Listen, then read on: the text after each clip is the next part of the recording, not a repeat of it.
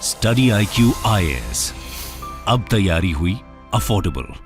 नमस्कार दोस्तों यूपीआई को लेकर समय समय पर नए तरीके के इनोवेशंस आपको देखने को मिलते हैं और इसी की वजह से आज यूपीआई का यूज लगातार बढ़ता जा रहा है। हर कोई यूपीआई का इस्तेमाल कर रहा है और दुनिया में एक बड़ा एग्जाम्पल बन गया है भारत। चाहे IMF हो, वर्ल्ड बैंक हो, हर किसी से भारत की तारीफ हो रही है कि कैसे हमने डिजिटल जो पेमेंट इंफ्रास्ट्रक्चर है उसको एकदम बदल कर रख दिया है। और जैसे ही हमें लगता है कि यूपीआई में तो अब सब कुछ हो चुका है, अब क्या होगा, आरबीआई हमेशा सरप्राइज करता है और कल भी आरबीआई ने सरप्राइज किया है।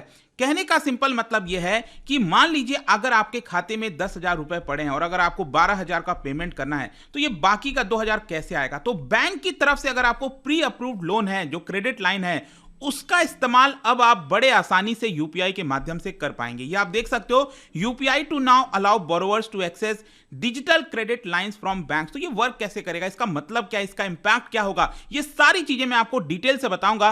काफी कुछ जानने को है, चलिए आगे बढ़ते हैं। लेकिन उससे पहले ध्यान रखिएगा, अगर आप यूपीएससी 2024 की प्रिपरेशन कर रहे हैं तो कल से हमारा एक स्पेशल बैच स्टार्ट हो रहा है। कल से शाम 6 बजे से हर रोज यहां पर क्लास होगी, लाइव क्लास होगी। इसके अंदर मैं आपको बता दूं, प्रीलिम से लेकर इंटरव्यू तक की तो पूरी तैयारी आपको ऑनलाइन मिलेगी। लेकिन खास बात यह है कि मान लीजिए जो भी बच्चे 2024 का प्रीलिम्स लेते हैं और ये बैच लेकर प्रीलिम्स क्रैक करते हैं, उनको फ्री ऑफ कॉस्ट में ये मेंस रेजिडेंशियल प्रोग्राम दिया जाएगा। इसके अंदर आपको फ्री ऑफ कॉस्ट में आपको दिल्ली स्टडी IQ के हेडक्वार्टर बुलाना, यहां पर रहने की सुविधा, खाने की सुविधा, ऑफलाइन का पूरा प्रिपरेशन, मेंस का। हमारी कोशिश रहेगी कि फाइनल लिस्ट में आपका नाम आ सके। आपको सिंपली ये बैच लेना है और प्रीलिम्स को क्रैक करना है। उसके बाद मेंस की पूरी प्रिपरेशन की जिम्मेदारी फ्री ऑफ कॉस्ट में। सोच के देखिए, ये पहली बार इस तरह का चीज लाया जा रहा है। Just use code Ankit live हमारे वेबसाइट ऐप पर जाकर या फिर कमेंट सेक्शन में इसका लिंक दिया है, वहां पर जाइए, यूज दिस कोड और आपको सबसे कम दाम पर ये पूरा बैच मिल जाएगा। और इसके अंदर मैं आपको बता दूं, 2025 के लिए भी अवेलेबल है। जो लोग लॉन्ग टर्म की प्रिपरेशन कर रहे हैं, ऑप्शनल की तैयारी करनी है, वो भी आप ले सकते हो। ईपीएफओ का बैच, जो भी बैचेस आपको लेना है, जस्ट यूज दिस कोड। और इसके अलावा अगर आप एमसीक्यूज अटेम्प्ट करना चाहते हैं तो मेरे इंस्टा पेज पर जा सकते हैं, वहां पर स्टोरीज में जितने भी एमसीक्यूज हैं उसको आप अटेम्प्ट कर पाएंगे। चलिए शुरुआत करते हैं और सबसे पहले देखते हैं एग्जैक्टली हुआ क्या है। देखिए, आपको याद होगा कल मैंने शाम को एक वीडियो बनाया था, that is regarding bimonthly monetary policy. हर 2 महीने पर मॉनेटरी पॉलिसी कमेटी की रिपोर्ट आती है और यहां पर गवर्नर साहब अनाउंस करते हैं कि रेपो रेट क्या हुआ।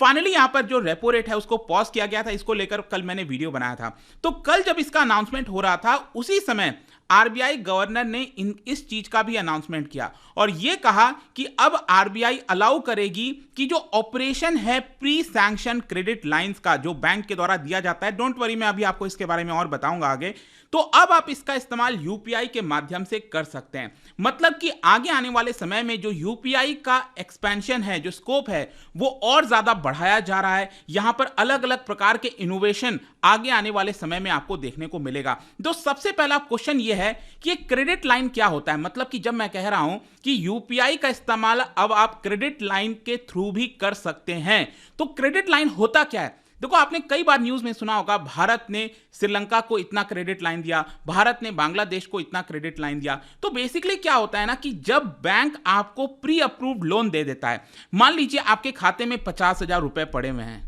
तो हो सकता है कि आपको कई बार इमरजेंसी में आपको 60,000 की जरूरत पड़ जाए, हो सकता है कभी इमरजेंसी में आपको 1 लाख की जरूरत पड़ जाए, लेकिन आपके खाते में कितने हैं, सिर्फ 50,000 है। तो क्या होता है, कई बार आपको बैंक जो है प्री अप्रूव्ड लोन दे देता है। बैंक कह देता है कि मान लीजिए अगर आपके खाते में इतने ही पैसे पड़े हैं तो आप एक्स्ट्रा यहां पर पैसा खाते में से निकाल सकते हो। देखो, ये सबके लिए नहीं है, ये डिपेंड करता है कि बैंक ने आपको प्री अप्रूव्ड लोन दिया है कि नहीं दिया है। अब क्या होता है ना कि मान लीजिए आपको प्री अप्रूव्ड लोन, मान लो मैंने कहा आपको 1 लाख रुपए का मिला हुआ है बैंक से, ठीक है, तो क्या इसके ऊपर इंटरेस्ट लगता है। देखो, नॉर्मल इंटरेस्ट ऐसे नहीं लगेगा। मान लीजिए 1 लाख का आपको लोन मिला हुआ है आपके अकाउंट में और आपने इसमें से 20,000 रुपए विड्रॉ किया, तो जितना आप विड्रॉ करोगे उसी के हिसाब से आपको इंटरेस्ट देना पड़ता है, राइट। तो यही होता है क्रेडिट लाइन। उसी प्रकार से आप देख सकते हो, श्रीलंका मांग कर रहा था कि भारत जो है $1 बिलियन का जो है क्रेडिट लाइन दे दे, तो जब भी श्रीलंका को जरूरत पड़ती, इसका यहां पर विड्रॉ करके वो अपना यूज कर सकता था, राइट। तो यही होता है क्रेडिट लाइन। मतलब बैंक आपको अप्रूव करता है कि इतना हम आपको लोन दे रहे हैं, लेकिन ऐसा नहीं है कि लोन आपने ले लिया, जब आप विड्रॉ जब तक आप नहीं करोगे तब तक वो एक प्रकार से उसके ऊपर इंटरेस्ट नहीं लगेगा। तो ये क्रेडिट लाइन है। तो प्रेजेंट में अगर आप देखोगे अभी क्या है, अभी यूपीआई ट्रांजैक्शन आप कैसे करते हो, आप सिंपली अपना अकाउंट जो है उसको लिंक करते हैं यूपीआई से, या फिर रिसेंटली आपने देखा होगा आरबीआई ने अलाउ किया था जो रुपे क्रेडिट कार्ड है उसको आप लिंक कर सकते हो, उसके माध्यम से आप यूपीआई ट्रांजैक्शन कर सकते हो। या फिर रिसेंटली अभी आपने देखा यहां पर आरबीआई ने एक बड़ा अनाउंसमेंट किया था कि जो प्रीपेड पेमेंट इंस्ट्रूमेंट होता है उसके माध्यम से भी आप यूपीआई का इस्तेमाल कर सकते हैं। लेकिन इस केस में क्या होगा कि 2000 रुपए से ज्यादा का अगर आप ट्रांजैक्शन करते हो तो उसके ऊपर 1.1% जो है आपको चार्ज देना पड़ता है, कस्टमर को नहीं, मतलब जो मर्चेंट है उसको देना पड़ता है। इसको लेकर ऑलरेडी मैंने वीडियो बनाया था, उसका क्लैरिटी दिया था आपको क्या बेसिकली है। तो सिंपल शब्दों में आपको बोलूं तो मान लीजिए पेटीएम वॉलेट के अंदर अगर आपका पैसा है, मैं अकाउंट की बात नहीं कर रहा हूं, एक बैंक अकाउंट होता है उससे आप ट्रांजैक्शन करते हो तो कोई भी फी चार्ज नहीं होती है। लेकिन अगर आप पेटीएम वॉलेट में अगर मान लो 2000 रुपए पड़े हैं या फिर 2500 रुपए पड़े हैं और 2000 से ज्यादा का जब आप ट्रांजैक्शन करते हो उसके ऊपर, तो वॉलेट के माध्यम से भी आप यूपीआई का ट्रांजैक्शन कर सको, यह सुविधा आरबीआई ने लाई। तो इस तरह का जो चीज ऑलरेडी स्टार्ट हो गया था। लेकिन अब यहां पर क्या किया है आरबीआई ने, ये जो क्रेडिट लाइन है, मैंने आपको बताया ना जब आपको क्रेडिट लाइन मिलता है तो उसका इस्तेमाल अगर आप करना चाहो तो सिंपली यूपीआई के माध्यम से कर सको, इसीलिए आरबीआई ने कल इसका अप्रूवल दिया है। अब आप में से कई लोग सोचेंगे कि सर इसका फिर फायदा क्या है। देखो फायदा क्या होता है, देखो मैं आपको जस्ट एक क्वेश्चन आपसे पूछता हूं। मान लीजिए पहले भी बैंक अकाउंट होते थे आपके पास, पहले भी आपके पास डेबिट कार्ड होते थे, अरे भाई यूपीआई आने से पहले भी तो आप ट्रांजैक्शन करते थे ना, आप एनईएफटी ट्रांजैक्शन करते थे। लेकिन क्या होता था उसमें, थोड़ा सा आपको टाइम लगता था, थोड़ा सा दिक्कत होता था, प्रॉब्लम होता था। पहले आप एटीएम कार्ड लेते थे, एटीएम से जाते थे, विड्रॉ करते थे या फिर ऑनलाइन कुछ करते थे, टाइम लग जाता था। यूपीआई आने से क्या हुआ, अकाउंट वही है, कार्ड भी वही है आपके पास, लेकिन सिंपली क्या है, आपने अपना मोबाइल का इस्तेमाल करके बड़े आसानी से पेमेंट कर दिया, तो यूपीआई का वो फायदा हुआ। उसी प्रकार से जब आपका क्रेडिट लाइन है, अब क्रेडिट लाइन का इस्तेमाल आप बड़ा आसानी से कर नहीं पाते। क्रेडिट लाइन के लिए हो सकता था पहले आपको अप्रूवल लेना पड़ता, फिर आपको हो सकता है कि अकाउंट के अंदर ट्रांसफर करना होता और फिर विड्रॉ करके आप फिर पेमेंट करते, तो ये टाइम कंज्यूमिंग होता है, प्रॉब्लम होता है क्रेडिट लाइन का इस्तेमाल करना। लेकिन आरबीआई कह रहा है कि अब आप यूपीआई के माध्यम से वो जो क्रेडिट लाइन है उसका इजीली इस्तेमाल कर सको। आप बाजार में जा रहे हो, आराम से आपको लगता है आपके पास कैश नहीं है लेकिन आपको कुछ खरीदने का मन है, तो आप उस क्रेडिट लाइन का इस्तेमाल यूपीआई के माध्यम से कर सको। यह मेन कोशिश है आरबीआई का। और फिर इससे होगा क्या, इससे आगे चलकर हो सकता है कि जो लोन है वो लेना सस्ता पड़ जाए, अफोर्डेबल हो जाए। अफोर्डेबल कहने का मतलब, मान लीजिए अगर आप क्रेडिट लाइन का इस्तेमाल कर रहे हो तो हो सकता है कि नॉर्मल केस में, अभी यूपीआई नहीं था तो उस केस में आपको मान लीजिए 9% इंटरेस्ट देना पड़ता था, लेकिन अब हो सकता है कि क्रेडिट लाइन का यूपीआई से लिंक करके क्या होगा कि अब इंफ्रास्ट्रक्चर सस्ता हो गया ना, क्योंकि यूपीआई से ट्रांजैक्शन करना आसान है, जो कॉस्ट होता है बैंकों के लिए वो कम हो जाता है, तो वो जो सेविंग्स है वो एक प्रकार से बैंक आपको ट्रांसफर कर सकते हैं। और इसलिए हो सकता है पहले आपको जो 9% इंटरेस्ट लगता था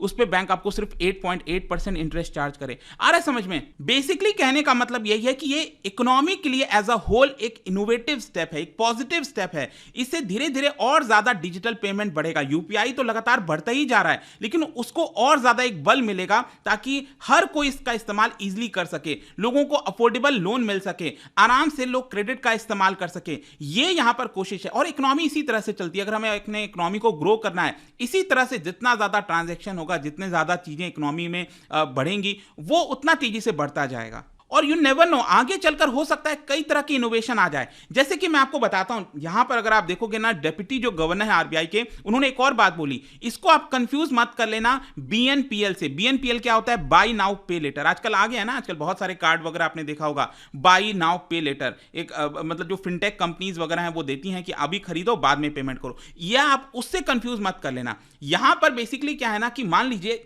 फॉर एग्जाम्पल मैं कह रहा हूं, मुझे अभी नहीं पता कि होगा कि नहीं होगा, लेकिन जैसे कि आप बाजार में जाते हो, आपके वॉलेट में आपको हो सकता है किसी के पास 2 क्रेडिट कार्ड हैं, 3 क्रेडिट कार्ड हैं, हो सकता है आगे चलकर क्रेडिट कार्ड का काम ही खत्म हो जाए। क्योंकि मान लीजिए फॉर एग्जाम्पल एसबीआई है, एसबीआई में आपका अकाउंट भी है और एसबीआई का आपका क्रेडिट कार्ड भी है, तो आप क्रेडिट कार्ड अलग से इस्तेमाल करते हैं, हो सकता है इस क्रेडिट कार्ड को इससे लिंक कर दिया जाए अकाउंट से, और फिर आप यूपीआई का इस्तेमाल कर सकते हैं। आ रहा है समझ में? मतलब कि क्रेडिट कार्ड की अलग की आवश्यकता हो सकता है आगे चलकर ना पड़े। मैं ये नहीं कह रहा हूं आज हो गया है, लेकिन इससे हो सकता है कि आगे चलकर इनोवेशन आएगा। ये जो कदम लिया गया है आरबीआई के द्वारा, आई होप कि इससे रिलेटेड चीजें समझ में आ गई होंगी। और जहां तक यूपीआई के ग्रोथ की बात है, अभी रिसेंटली आपने देखा NPCI, national payment corporation of India ने जानकारी दी है कि मैसिव जंप हुआ है यूपीआई के ट्रांजैक्शन में। मार्च 2023 में अगर आप देखोगे जो नंबर ऑफ ट्रांजैक्शन है उसमें 60% का ग्रोथ आया और ये पहुंच गया है 8.7 बिलियन। इतना नंबर ऑफ ट्रांजैक्शंस की मैं बात कर रहा हूं। और पिछले फरवरी के महीने में ये हुआ था 7.5 बिलियन। और अगर आप इसको कंपेयर करो वैल्यू ऑफ ट्रांजैक्शन, अगर वैल्यू में आप देखोगे तो मार्च के महीने में 14 लाख करोड़ का ट्रांजैक्शन हुआ था, विच वाज 46% का जंप। और इसका फरवरी में आप देखो तो ये 12.35% का लाख करोड़ का ट्रांजैक्शन हुआ था। अगर मैं पूरे फाइनेंशियल ईयर की बात करूं, मतलब 1 अप्रैल 2022 से लेकर 31 मार्च 2023 तक की बात करूं, तो यहां पर आप देख सकते हो एक साल में total number of transaction 84 billion हुए थे, और वैल्यू के टर्म्स में आप देखो तो 139 लाख करोड़। मतलब कि जो यूपीआई का ट्रांजैक्शन है वो लगातार तेजी से बढ़ रहा है, और ये वाले कदम की वजह से और ज्यादा उसको बल मिलने वाला है। आई होप कि इससे रिलेटेड जितनी चीजें थी आपको समझ में आ गई होंगी। और जाने से पहले एक इंटरेस्टिंग क्वेश्चन, क्या बता सकते हैं कि जो real effective exchange rate find किया जाता है भारत के द्वारा, उसमें कितने करेंसीज को लिया जाता है? आपको यह बताना है, जो वेटेज वगैरह होता है उसमें कितने करेंसीज को लिया जाता है। इसका राइट आंसर आप सबको पता है, मेरे इंस्टाग्राम पर तो मिलेगा ही, वहां पर अगर आप नहीं हो कोई बात नहीं, टेलीग्राम से भी ले सकते हैं इसका सही उत्तर। मैं कई सारे जो एमसीक्यूज हैं वो यहां पर स्टोरीज में डालता रहता हूं। बाकी अगर आपको पीडीएफ चाहिए तो टेलीग्राम पर आइए, अलग अलग सोशल मीडिया पर आप जुड़ पाओगे। और जैसा मैंने बताया, यूपीएससी की अगर आप तैयारी कर रहे हो, just use the code Ankit live to get maximum discount. कल से बैच स्टार्ट हो रहा है, don't miss this, and I hope कि वीडियो आपको पसंद आया होगा। मिलता हूं आपसे next time, till then thank you very much, see you soon. Study IQ IAS, अब तैयारी हुई अफोर्डेबल।